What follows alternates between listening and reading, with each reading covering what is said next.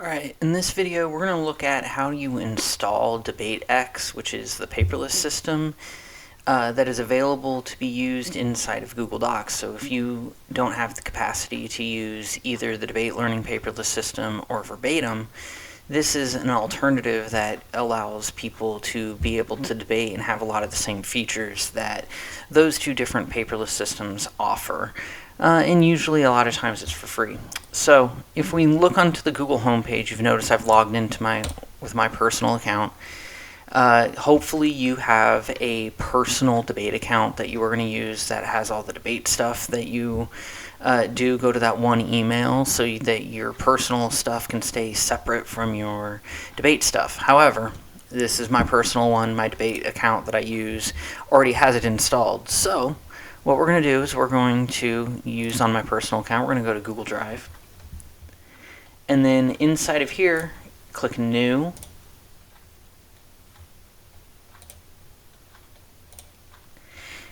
And here, what you're going to want to do is we're going to add an extension to it. So once it is loaded up, you're going to go over to Add-ons, Get Add-ons, and then you are going to get DebateX. And that's right here. And then you're going to install it. It's going to ask to use permissions. And you're going to click on it and say yes, that's totally fine. And then you're going to say, yeah, continue, that works.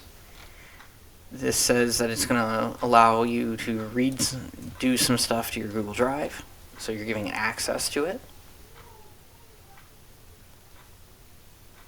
And now you have it installed on here. So you go up to extensions again, and you go over to DebateX and open sidebar.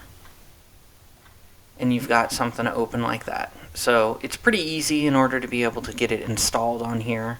It doesn't take too much work, but in another video we'll show you how to debate with it.